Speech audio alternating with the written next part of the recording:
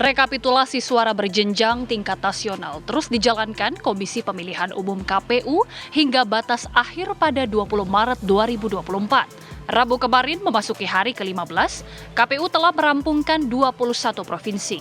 Di Pulau Jawa, pasangan nomor urut 2 Prabowo Subianto Gibran Rakabuming Raka menyapu bersih kemenangan di tiap provinsi di Jawa. Kecuali Provinsi Jawa Barat yang belum selesai melakukan rekapitulasi suara, namun kans menang di Jabar terbuka lebar. Berdasarkan hasil rekapitulasi KPU Jabar di tiap kabupaten dan kota, suara pasangan calon presiden dan wakil presiden nomor urut 02, Prabowo Subianto dan Gibran Rakabuming Raka mendominasi. Sejumlah kalangan pengamat politik menilai kemungkinan besar partai koalisi pada pemilihan presiden atau Pilpres akan kembali maju pada pilkada mendatang. Seperti diketahui, pilkada serentak 2024 akan diselenggarakan di bulan November mendatang. Kemenangan partai koalisi pengusung Prabowo Gibran di Pulau Jawa tentunya menjadi modal besar maju di pilkada 2024. Lalu, akankah koalisi parpol pendukung Prabowo Gibran mendulang keuntungan kembali dari pilkada 2024 di Jawa? Apakah aroma pemilu 2024 praktik koalisi parpol di pilkada berbanding lurus dengan komposisi koalisi parpol di pusat? Ataukah koalisi parpol di pilkada cenderung mencair?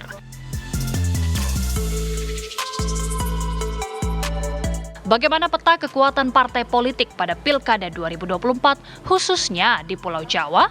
Tim TV One mengabarkan.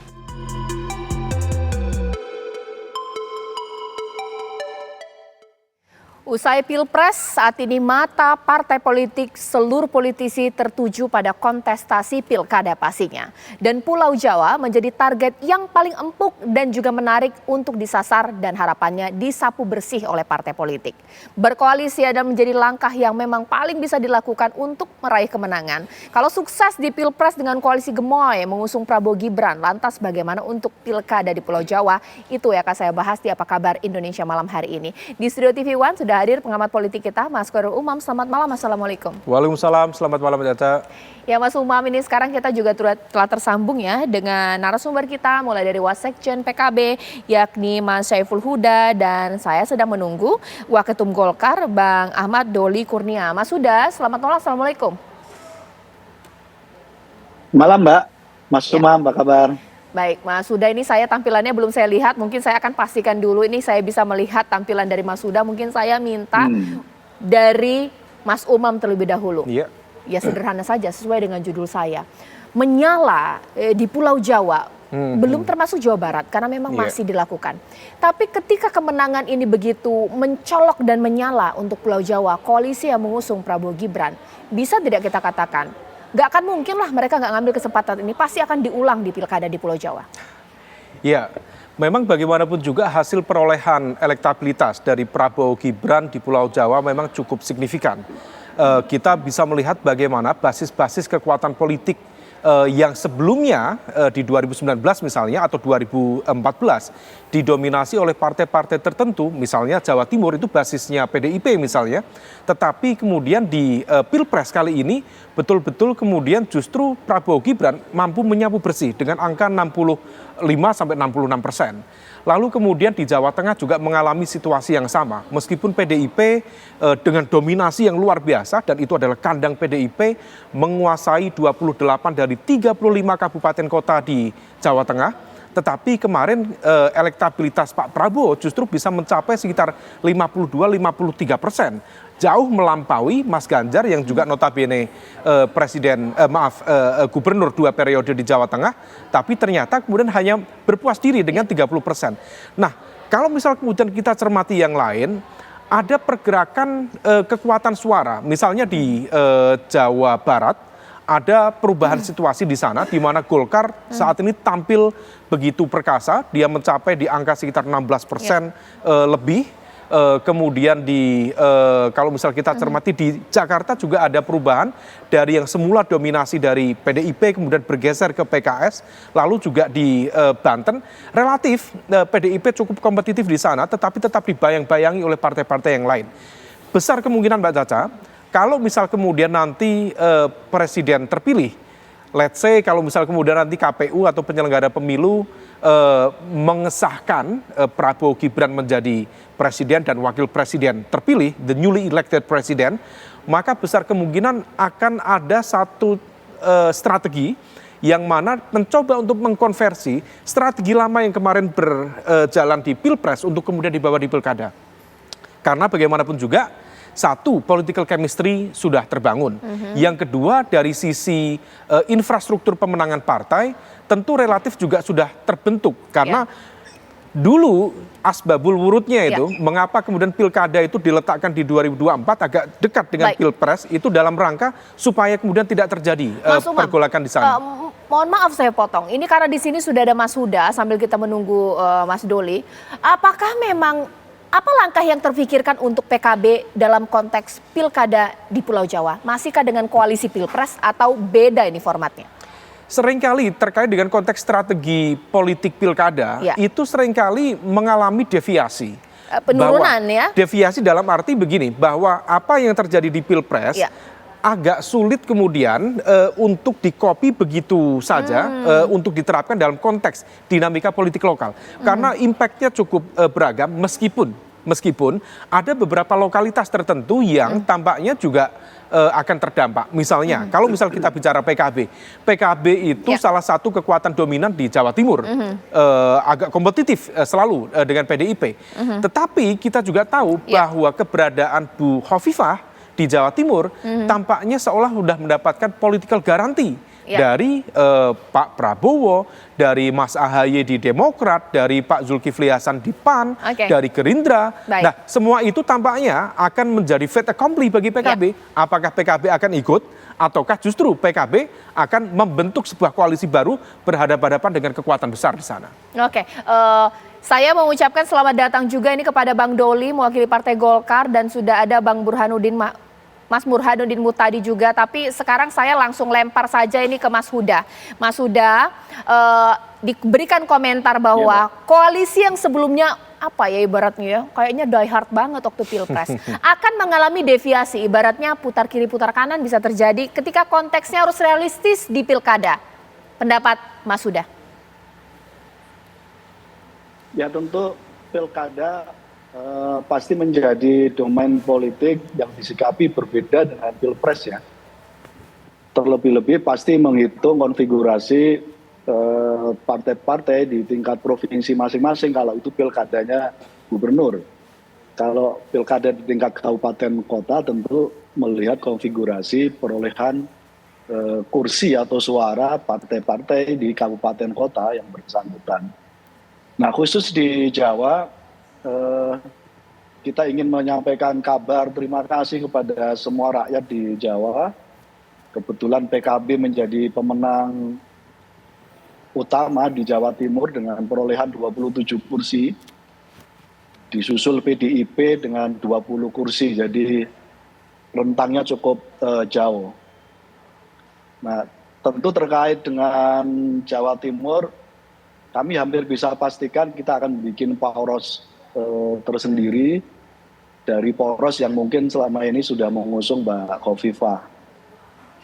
Dan itu biasa-biasa saja karena kami juga pernah mengusung Mbak Hovifah pada periode pilkada sebelumnya.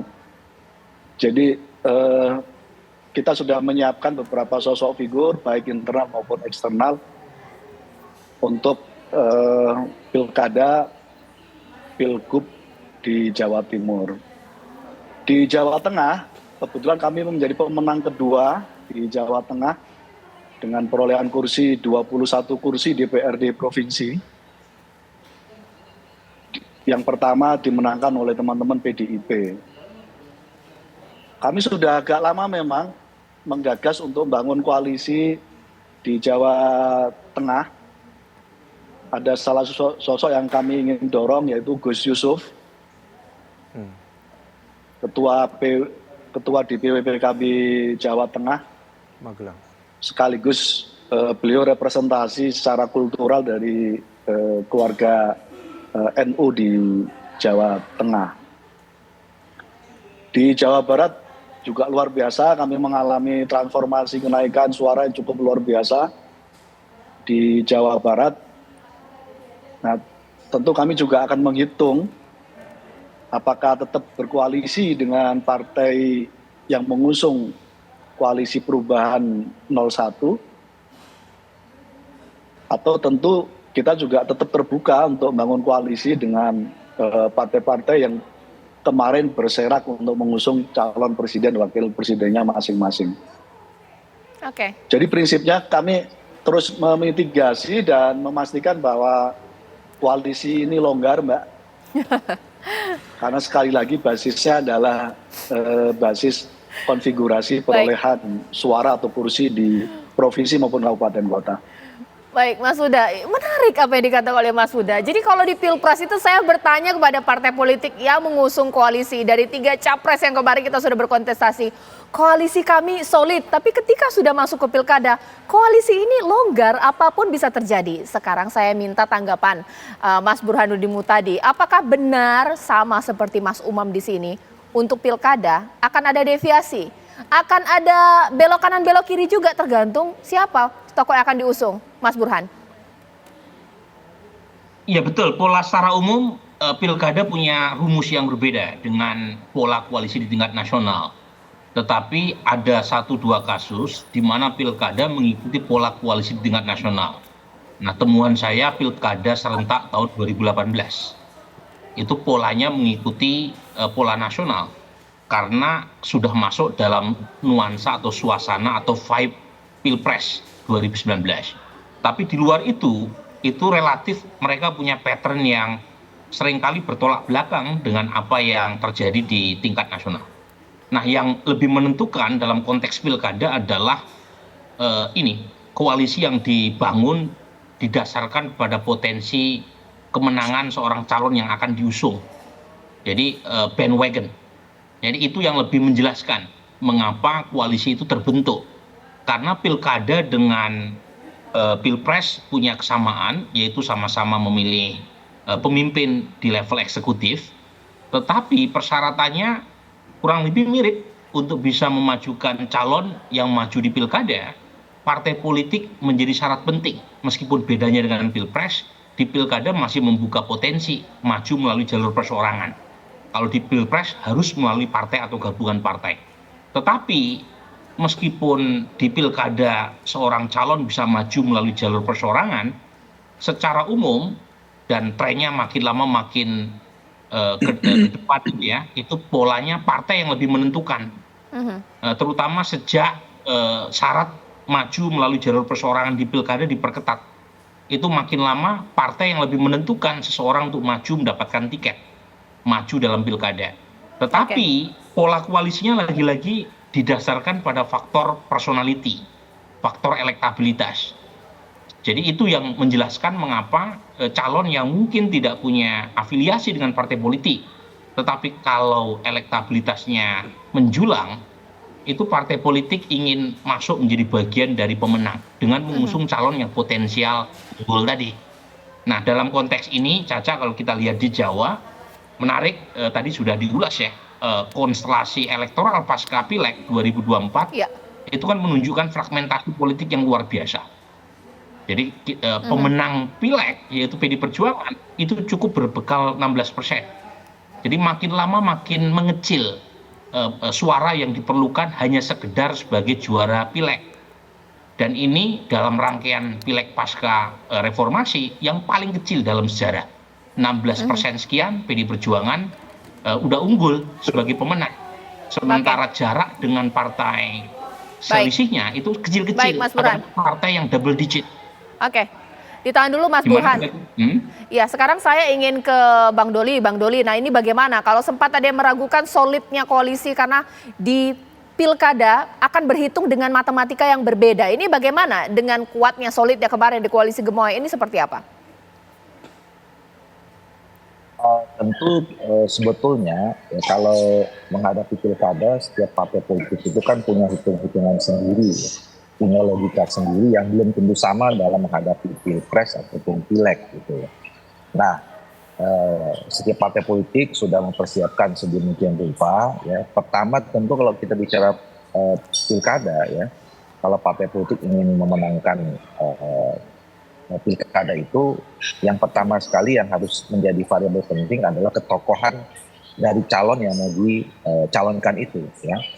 Figur mana yang dianggap paling populer, yang paling siap, ya siap itu ya tentu punya kapasitas, ya, punya apa namanya integritas, punya track record yang baik, ya baik itu di pemerintahan ataupun menjadi pejabat politik dan seterusnya. Ya. Nah yang kedua adalah karena memang syaratnya hampir sama dengan Pilpres, ya, pencalonan seorang kepala daerah itu juga melalui partai politik atau gabungan partai politik. Nah ini adalah variabel kedua yang juga menentukan sejauh mana ketokohan dari orang yang kita calonkan itu punya daya terima, akseptabilitas dari partai-partai politik, ya. Nah, ini yang nanti juga akan kemudian berdampak kepada perubahan konfigurasi dari Pilpres itu, ya. Karena mungkin nanti partai A yang berada dalam koalisi atau kerjasama politik tertentu di Pilpres, ya, mungkin punya calon masing-masing gitu, ya, yang kalau nanti pada akhirnya tidak ketemu komprominya, ya bisa jadi kemudian bergabung dengan partai politik yang lain. Nah, tetapi begini, pemilu atau situasi 2024 ini kan berbeda. Ini suasana yang sama sekali baru dibandingkan dengan pemilu-pemilu sebelumnya, karena baru tahun ini, ya, 3 jenis pemilu itu dilaksanakan dalam waktu bersamaan dan berdekatan, ya. Pileg dan pilpresnya hari yang sama, beberapa bulan kemudian pilkada. Jadi sebenarnya chemistry, ya, kedekatan dari partai-partai politik yang mengusung atau bersama di pilpres itu pasti startnya, ya, mulai dari pembicaraan di tingkat kerjasama koalisi politik yang dibangun dalam pilpres. Makanya kenapa saya kira kan kalau pembicaraan tentang mempertahankan atau merawat koalisi yang di Pilpres ini menjadi permanen itu hampir sama nih di pasangan 01, 02, 03, ya kan? Nah ini yang mungkin juga agak berbeda dengan dulu. Jadi start pertamanya tapi pasti dibicarakan dengan koalisi yang pernah terbangun di Pilpres. Bahwa kemudian nanti ada perubahan itu tergantung dari situasi lokal yang tentu dinamika kepentingan aspirasinya itu juga bisa berbeda dengan kepentingan atau tidak selalu linear dengan apa yang berkembang di Pilpres. Oke, ditahan dulu Bang Doli, supaya pemirsa nggak bingung karena ini dari tadi kan data begitu banyak dikeluarkan. Sederhananya begini deh pemirsa, jikalau memang untuk konteks pilkada yang paling penting itu adalah tokoh dan koalisi gemoy tidak akan diulang untuk konteks pilkada. Jadi sebaik fungsi dari koalisi dalam kontestasi politik, pilpres ataupun juga pilkada. Tim Horeca sesaat lagi di Apa Kabar Indonesia Malam.